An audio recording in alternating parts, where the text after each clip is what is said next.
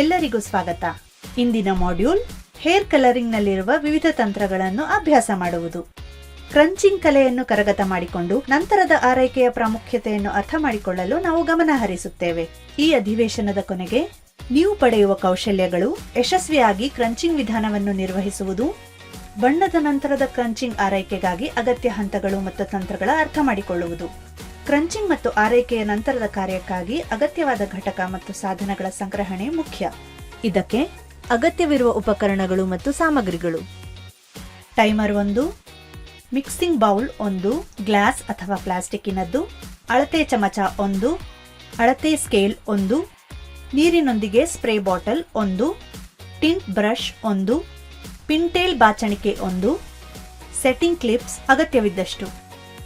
ಅಗತ್ಯವಿರುವ ವಸ್ತುಗಳೆಂದರೆ neck cap 1, neck strip 1, towel 1, ಸೌಮ್ಯವಾದ ಶಾಂಪೂ ಅಗತ್ಯವಿರುವಷ್ಟು, ಕಂಡೀಷನರ್ ಅಗತ್ಯವಿರುವಷ್ಟು, ಆಯ್ಕೆ ಮಾಡಿದ ಕೂದಲಿನ ಬಣ್ಣ ಅಗತ್ಯವಿರುವಷ್ಟು, ಪೆರಾಕ್ಸೈಡ್ ಅಥವಾ ಡೆವಲಪರ್ ಅಗತ್ಯವಿದ್ದಷ್ಟು, ಸುರಕ್ಷಾ ಗ್ಲೌಸ್ಗಳು 1 ಜೊತೆ, ಹತ್ತಿ ಅಗತ್ಯವಿರುವಷ್ಟು, ಸುರಕ್ಷಾ ಕ್ರೀಮ್ ಅಗತ್ಯವಿರುವಷ್ಟು, ಫಾಯಿಲ್ ಪೇಪರ್ ಅಗತ್ಯವಿರುವಷ್ಟು.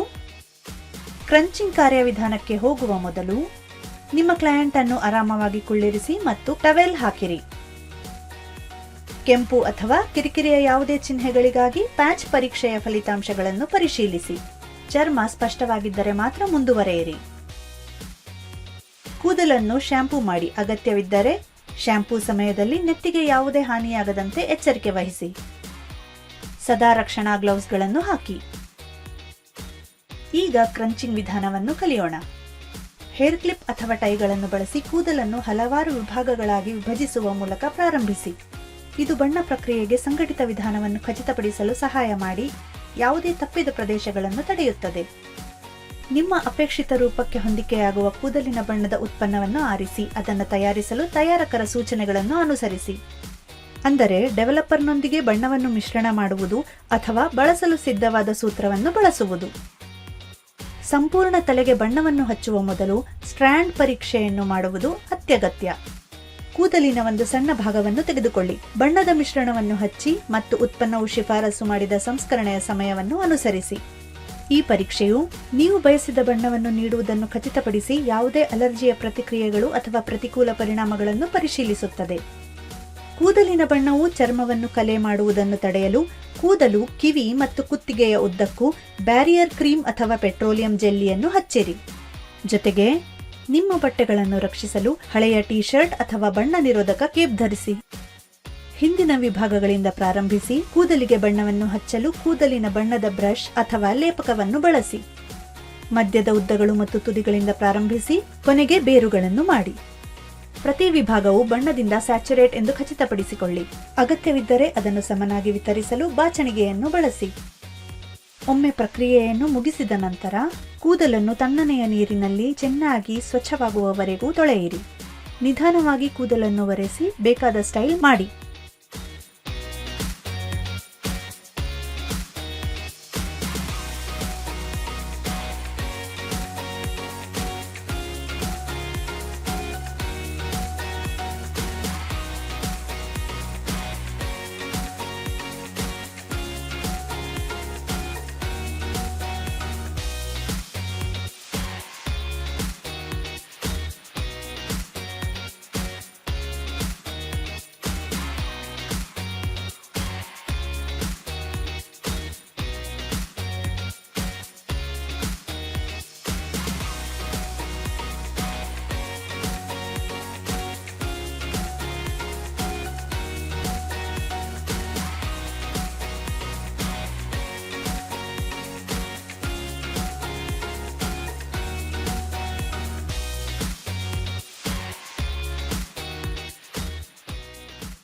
ಒಂದು ವಿಭಾಗಕ್ಕೆ ಬಣ್ಣ ಹಚ್ಚಿದ ನಂತರ ನಿಮ್ಮ ಕೈಗಳಿಂದ ಕೂದಲನ್ನು ಸ್ಕ್ರಂಚ್ ಅಥವಾ ಕ್ರಂಚ್ ಮಾಡಿ.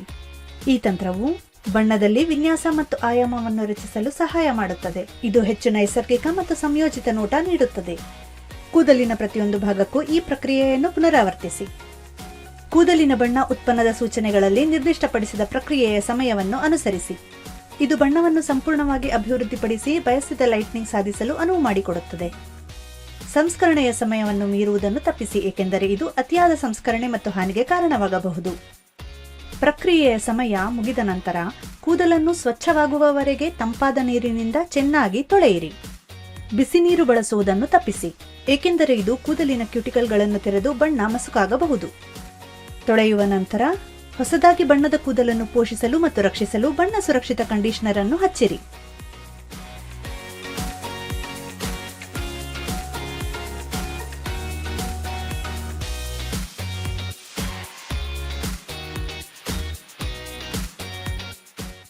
ತೊಳೆದು ಕಂಡೀಷನಿಂಗ್ ಮಾಡಿದ ನಂತರ ಕೂದಲನ್ನು ನಿಧಾನವಾಗಿ ಟವೆಲ್ನಿಂದ ಒಣಗಿಸಿ ನಿಮಗೆ ಇಷ್ಟವಾದ ಸ್ಟೈಲ್ ಮಾಡಿ. ನೀವು ಹೀಟ್ ಸ್ಟೈಲಿಂಗ್ ಉಪಕರಣಗಳನ್ನು ಬಳಸಬಹುದು, ಆದರೆ ಕೂದಲಿನ ಬಣ್ಣ ಮತ್ತು ಆರೋಗ್ಯವನ್ನು ಕಾಪಾಡಿಕೊಳ್ಳಲು ಅವುಗಳ ಬಳಕೆಯನ್ನು ಕಡಿಮೆ ಮಾಡುವುದು ಉತ್ತಮ.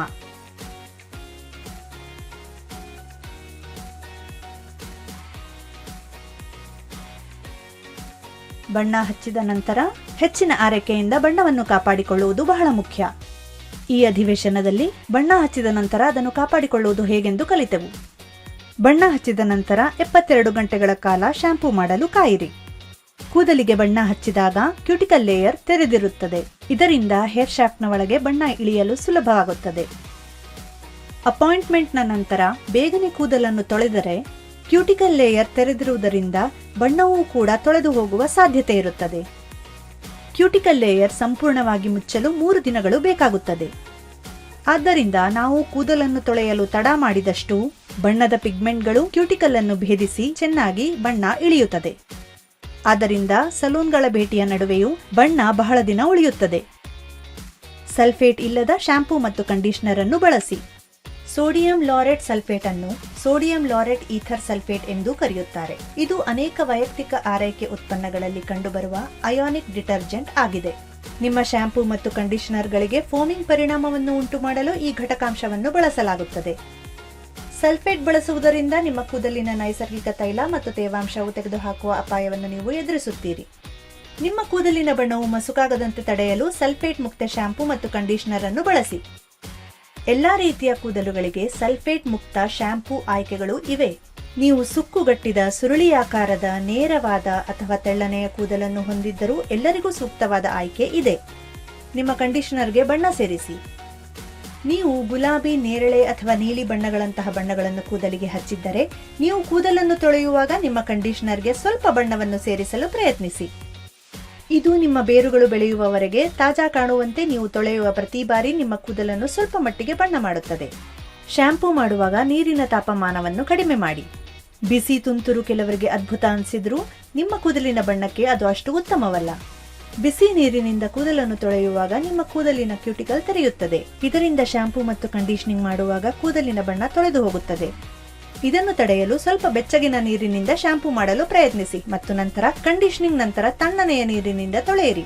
ಬೆಚ್ಚಗಿನ ನೀರು ಶಾಂಪೂ ಮತ್ತು ಕಂಡೀಷನರ್ ಅನ್ನು ಭೇದಿಸಲು ಮತ್ತು ಸ್ವಚ್ಛಗೊಳಿಸಲು ಅನುಮತಿಸುತ್ತದೆ. ತಣ್ಣೀರು ನಿಮ್ಮ ಕಂಡೀಷನರ್ನಿಂದ ತೇವಾಂಶವನ್ನು ಮುಚ್ಚಲು ಸಹಾಯ ಮಾಡುತ್ತದೆ ಮತ್ತು ಕೂದಲಿನ ಕ್ಯೂಟಿಕಲ್ ಮುಚ್ಚುವ ಮೂಲಕ ಬಣ್ಣವು ಮರೆಯಾಗುವುದನ್ನು ತಡೆಯುತ್ತದೆ. ಕೂದಲನ್ನು ಕಡಿಮೆ ಬಾರಿ ತೊಳೆಯಿರಿ. ಕೂದಲಿನ ಬಣ್ಣವು ಹೆಚ್ಚು ಕಾಲ ಉಳಿಯಬೇಕಾದರೆ ನಿಮ್ಮ ಕೂದಲನ್ನು ಪ್ರತಿದಿನ ತೊಳೆಯಬೇಡಿ. ಪ್ರತಿದಿನ ಕೂದಲನ್ನು ತೊಳೆಯುವುದರಿಂದ ನಿಮ್ಮ ಕೂದಲಿನ ಬಣ್ಣವನ್ನು ತೇವಗೊಳಿಸುವ ಮತ್ತು ತಾಜಾವಾಗಿ ಕಾಣುವ ನೈಸರ್ಗಿಕ ತೈಲಗಳನ್ನು ನೀವು ತೊಳೆಯುವುದು ಮಾತ್ರವಲ್ಲದೆ ನಿಮ್ಮ ಕೂದಲನ್ನು ತೊಳೆಯುವ ಪ್ರತಿ ಬಾರಿ ನಿಮ್ಮ ಕೂದಲಿನ ಬಣ್ಣವನ್ನು ಸಹ ತೊಳೆಯುತ್ತೀರಿ.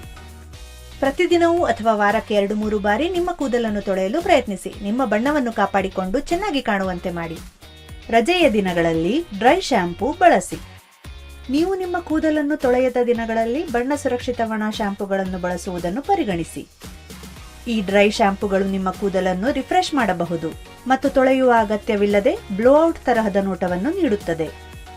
ಅವು ಹೆಚ್ಚು ಎಣ್ಣೆಯನ್ನು ಹೀರಿ ಪರಿಮಾಣವನ್ನು ಸೇರಿಸಿ ನಿಮ್ಮ ಕೂದಲನ್ನು ಸ್ವಚ್ಛವಾಗಿ ಮತ್ತು ಸ್ಟೈಲ್ ಆಗಿ ಕಾಣುವಂತೆ ಮಾಡುತ್ತವೆ. ಜೊತೆಗೆ ಸಲೂನ್ಗೆ ಭೇಟಿ ನೀಡದೆಯೇ ಸಲೂನ್ ತರಹದ ಸ್ಪರ್ಶವನ್ನು ನೀಡುವ ಮೂಲಕ ನಿಮ್ಮ ಕೂದಲಿನ ಬಣ್ಣವನ್ನು ಹೆಚ್ಚಿಸಲು ಮತ್ತು ನವೀಕರಿಸಲು ನೀವು ಬಣ್ಣದ ಡ್ರೈ ಶಾಂಪೂಗಳನ್ನು ಸಹ ಪ್ರಯೋಗಿಸಬಹುದು. ಈ ಸರಳವಾದ ನಂತರದ ಆರೈಕೆಯ ಸಲಹೆಯನ್ನು ಅನುಸರಿಸುವುದು ನಿಮ್ಮ ಕೂದಲಿನ ಬಣ್ಣದ ದೀರ್ಘಾಯುಷ್ಯವನ್ನು ಕಾಪಾಡಿಕೊಳ್ಳಲು ಸಹಾಯ ಮಾಡುತ್ತದೆ. ಇದು ದೀರ್ಘಕಾಲದವರೆಗೆ ಬಣ್ಣವನ್ನು ಸುಂದರವಾಗಿ ಮತ್ತು ತಾಜಾ ಆಗಿ ಇಡುತ್ತದೆ. ಈ ಅಧಿವೇಶನದಲ್ಲಿ ಯಶಸ್ವಿ ಕ್ರಂಚಿಂಗ್ ವಿಧಾನವನ್ನು ನಿರ್ವಹಿಸುವುದನ್ನು ನೋಡಿದ್ದೇವೆ. ಕೂದಲಿನ ಬಣ್ಣದ ನಂತರದ ಕ್ರಂಚಿಂಗ್ ಆರೈಕೆಗಾಗಿ ಅಗತ್ಯ ಹಂತಗಳು ಮತ್ತು ತಂತ್ರಗಳನ್ನು ಅರ್ಥ ಮಾಡಿಕೊಂಡೆವು. ಈ ಅಧಿವೇಶನದಲ್ಲಿ ನಿಮ್ಮ ಗಮನ ಮತ್ತು ಭಾಗವಹಿಸುವಿಕೆಗೆ ಧನ್ಯವಾದಗಳು. ಮುಂದಿನ ಅಧಿವೇಶನದಲ್ಲಿ ಮತ್ತೆ ಭೇಟಿಯಾಗೋಣ.